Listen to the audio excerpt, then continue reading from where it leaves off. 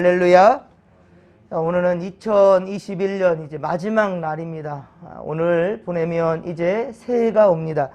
오늘 밤에는 진목교회 우리 성전에서 본당에서 성구영신 예배를 드리며 올해를 마치고 이제 2022년 새해를 코람되어 하나님 앞에서 맞이하게 될 것입니다. 사모하는 마음으로 기다리며 오늘 남은 이 하루도 오직 감사함으로 보낼 수 있기를 바랍니다. 우리 김선미 권사님 어제 이제 다리 수술을 받으셨는데요. 참 저는 김성태님과 김선미 권사님 참 너무 힘든 상황인데도 절대 하나님을 원망하지 않고 오히려 감사하며 오히려 성도들을 걱정하는 모습이 저에겐 참 도전이 되었고 오히려 제가 위로를 받았습니다. 하나님께서 반드시 함께 해주시고 또 이제보다 더 건강하게 강건하게 주님께서 회복시킬 줄로 믿습니다.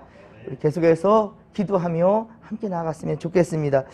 자, 우리 계속해서 출애굽기 강해를 이어가도록 합니다. 하나님의 성소에는 자, 입구에서 왼쪽에는 등잔대가 놓여 있고 그리고 오른쪽에는 떡상이 이렇게 있습니다. 그리고 지성소로 들어가기 전 휘장 바로 앞, 그러니까 지성소로 들어가기 전 바로 앞에는 정면에 향을 피우는 바로 분향단이 놓여 있었습니다.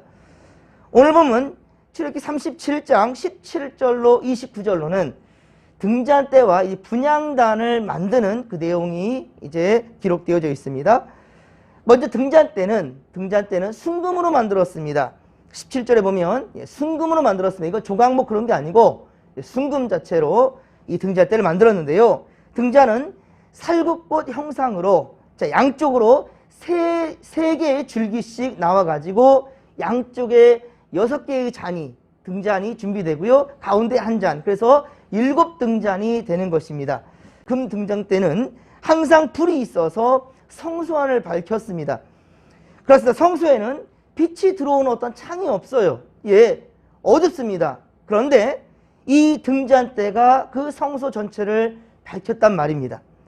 제사장은 그 어두운 그 성소에 바로 이 등불이 밝혀주는 대로 그 안에서 행동이 가능했다는 것이죠. 마찬가지입니다. 여러분, 우리에게 있어서 우리 주님은 이 등잔대와 같으신 분이시란 말입니다. 그래서 우리를 항상 옳은 길로 인도해 주십니다. 요한복음 8장 12절에 보면 주님은 당신이 곧 세상의 빛이라, 내가 곧 세상의 빛이라 라고 주님 말씀하셨습니다. 그래서 예수님을 따른다 한다면 어두움에 다니지 아니할 것이고 세상에 빛을 얻게 될 것이다 라고 주님 말씀하셨습니다. 사람은 스스로 죄의 그늘에서 벗어날 수가 없습니다. 그런데 빛 대신 예수님이 그 어두움 가운데 임했단 말입니다. 어둠 가운데 세상의 길을 가던 이 사망의 길로서 계속 떨어져가는 그런 자들에게 빛을 비춰주셔서 어둠을 일깨우시고 참되고 의로운 길을 알게 해주셨단 말입니다. 더 나아가 예수님을 따르면 세상을 밝히는 또한 빛이 되게 하신다는 말입니다. 빛 대신 주님이 우리 또한 역시 빛 되게 하신다는 거예요. 성도가 빛으로 산다는 것은 무엇일까? 세상을 우리가 바로 예수 그리스도의 빛으로 비춘다는 것입니다. 등불을 가지고 있으면서 그것을 숨기는 거는 그렇다면 참으로 어리석은 일인 거지요. 그러니까 우리 자체에서 빛을 내는 것이 아니라 우리 달을 보면 바로 태양의 빛을 받아서 어둠을 밝히지요. 별도 달들도 자체 발광하는 그런 존재가 아니란 말입니다. 우리 또한 역시 우리의 의를 빛내는 것이 아니라 예수 그리스도로부터 받은 이 의된 생명의 빛을 우리 또한 역시 이 어두움의 세상에 밝혀야 될 사명이 있다는 사실을 자, 오늘 2021년 이 한 해를 마감하면서 다시 한번 우리 본분을 깨닫고 또 새해를 준비해 갈 수 있는 우리가 되기를 바랍니다. 예수님은 우리의 그렇습니다. 착한 행실이야말로 세상을 밝히는 빛이라고 또한 주님 말씀하셨습니다. 우리는 하나님 우리에게 주신 시간과 물질을 이웃들과 나눌 줄 알고 그리고 그들을 섬기는 삶을 살아야 된다는 것이지요. 우리가 예수님과 더욱 친밀한 관계 안에 그렇게 머문다 한다면 우리가 밝히는 빛도 더 찬란하게 빛날 것입니다. 시편 119편 105절, 시편 119편 105절에 보면 주의 말씀은 내 발의 등이요 내 길의 빛이니이다. 할렐루야. 올해도 우리 주님은 우리의 갈 길을 밝게 비춰주신다는 말이에요. 끊임없이 성령께서 우리에게 주시는 말씀이 있어요. 자, 이 말씀들을 우리가 무시하지 아니하고 오직 하나님의 말씀으로 제대로 받고 결단하며 믿음의 길로 걸어간다면 우리는 참으로 주께서 예비하신 밝은 길로 나아갈 수 있다는 거예요. 날마다 말씀과 기도로 주님을 만나고 그 시간을 통해 주님이 행하시는 일들을 살펴보며 진리를 깨닫게 되기를 간절히 빌고 소망합니다. 자, 그러면 자연스럽게 우리는 그분을 어때요? 닮아갈 수 있게 된다는 것이죠. 우리도 역시 세상을 밝히는 거룩한 하나님의 백성으로 빚어져 간다라는 것을 우리가 명심해야 할 것입니다. 25에서 29절, 오늘 본문 25에서 29절은 분향할 제단을 만드는 내용입니다. 분향단은 자, 지성소와 바로 성소, 지성소와 성소를 구분하는 휘장, 그렇습니다. 바로 앞에 그렇게 놓였습니다. 크기는 그 길이가 넓이가 모두 1m씩입니다. 바로 1규빗. 자, 1규빗이니까 50cm씩이에요. 50cm. 예. 넓이와 길이가 50cm로 네모 반듯하게 만들었고, 그리고 높이는 2규빗. 높이는 2규빗이니까 바로 1m가 되겠죠. 높이는 1m, 그리고 너비와 길이는 50cm씩 이렇게 된 거예요. 분향할 제단도 역시 조각목으로 만들었습니다. 자, 이 분향단 또한 역시 조각목으로 만듭니다. 그리고 어떻게 했습니까? 순금으로 쌌어요. 금으로 싸고 주위에 금태를 또한 둘러서 그렇게 존귀하게 귀한 존재가 되겠단 말이죠. 그리고 그것을 옮길 때에 사용할 채 역시 조각목으로 만들었고 금으로 싸서 거룩한 성물이 되게 하였습니다. 그리고 29절, 오늘 보면 29절에 보면 관유와 향품으로 자, 정결한 향을 만들게 되는데 그 구체적인 것은 오늘 본문에 기록하진 않습니다. 자, 이것은 시내산에서 모세가 하나님께 받는 그 순간이 기록되어져 있는 바로 출애굽기 30장, 출애굽기 30장에 자세하게 기록되고 있습니다. 자, 분향단에서는 계속 향이 피어올라요. 계속 향이 피어올라서 연기가 자욱하게 됩니다. 휘장 안으로까지 그래서 그렇게 퍼져가게 되는 것이죠. 향을 피워 신에게 제사하는 것은 이방 종교에도 그렇게 발견할 수 있는 전형적인 제사의 형태입니다. 그러나 이방 종교에서 자, 향을 피우는 것은 신비롭고 그렇게 환상적인 요소를 가미하는 것일 뿐이에요. 우리 또한 역시 제사 지낼 때 예전에 그렇죠. 유교적인 문화에서 제사를 지내면 향을 피워서 그 향을 타고 이 귀신이 그렇게 임한다고 이렇게 생각하는 거예요. 그래서 우리 기독교는 이 영정 앞에 장례를 치를 때에도 향을 피우지 않습니다. 이 향 피우는 문화는 우리 기독교에 없습니다. 자, 그에 반해 지성소 앞에 놓인 이 분향단은 그 뭔가 이 분향단은 거룩하신 하나님의 그러니까 임재, 귀신이 임하는 것이 아니라 하나님의 임재를 그렇게 상징합니다. 죄인인 인간이 거룩한 하나님의 존재에 이 존전에 감히 나갈 수가 없기 때문에 바로 향연으로 향의 연기로서 바로 그렇게 죄인들이 하나님 앞에 그렇게 하나님의 임재하심을 경험하게 되는 것, 이것을 바로 상징한다라고 할 수 있겠습니다. 이렇듯 하나님은 당신의 백성과 이렇게 함께 하시길 원한다라는 거예요. 하나님은 급기야 예수 그리스도로 말미암아 당신과 죄인들 사이에 가려야 했던 이 휘장과 이 분향단마저도 모두 다 없애버렸다는 거예요. 예수 그리스도의 오심으로 말미암아 성소와 지성소를 가로막았던 이 휘장도 다 찢어 없애버렸고 분향단도 우리에게 이제 필요 없단 말입니다.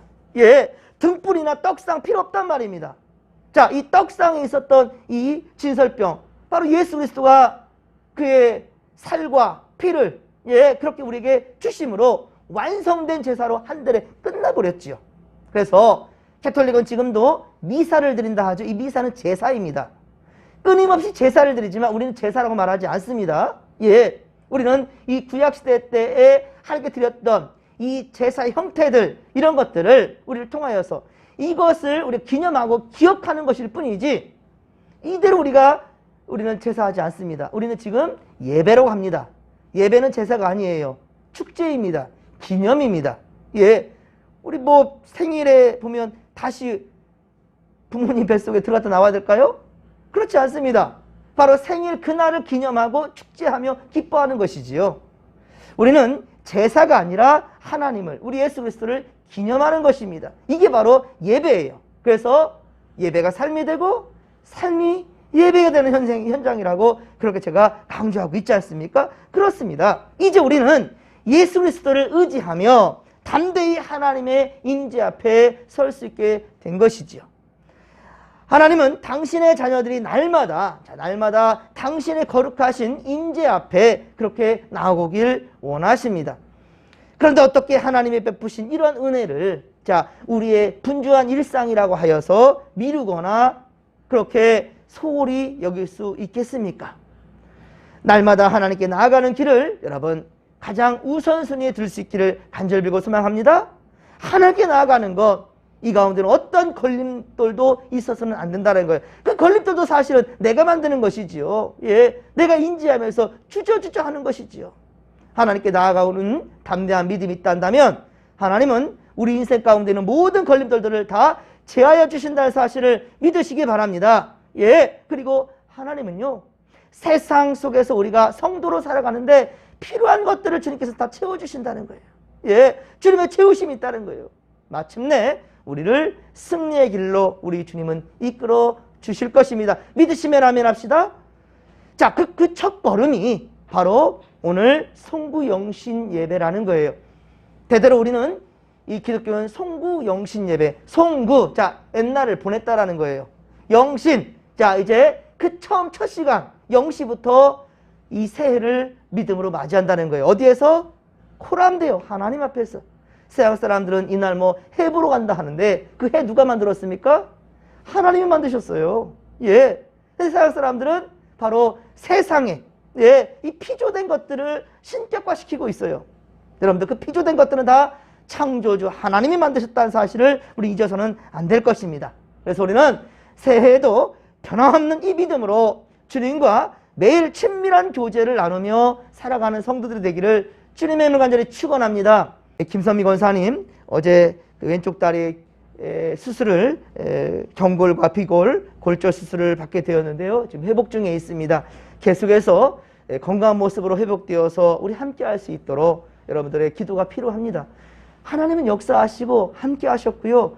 온전히 하실 것입니다. 그런데 정말 중요한 것은 하나님은 우리의 기도를 원하십니다. 우리의 중보하는 그 자리를 지키기를 주님은 원하십니다. 우리 함께 기도하며 그리고 정말 우리 권사님을 통하여서 우리 진목교회에 주시는 하나님의 메시지를 반드시 깨닫게 되기를 바랍니다. 오늘은 밤 11시 30분에 송구영신 예배가 있습니다. 은산 오리에서는 11시에 교회차가 출발할 것입니다. 그래서 미리 오셔서 기도로 준비하면서 또 하나님께 새해를 맞이하는 그런 기쁨을 함께 나누었으면 좋겠고요. 그리고 서로 교제도 하시면서 그렇게 새해를 맞이했으면 좋겠습니다. 코람데오 처음과 나중 되시는 바로 하나님 앞에서 함께하며 올해를 보내고 새해를 믿음으로 맞이하십시다. 모두 몸도 마음도 건강도 더욱 주님 안에 강건하기를 간절히 빌고 소망합니다. 오늘 하루는 남은 시간 오직 주님 안에서 기뻐하며 감사하러 보내는 우리 모두 되기를 소망합니다. 자, 주여 삼창 부르며 기도하며 나갑니다. 주여, 주여, 주여. 살아계신 하나님 고맙고 감사를 드립니다. 주여, 올 한 해 동안 주여 우리 성도들과 함께 하셨나이다. 하나님 아버지여, 울 일도 웃을 일도 참 많았사온데 그 순간순간 때마다 즐겁게 우리와 함께 하셨나이다.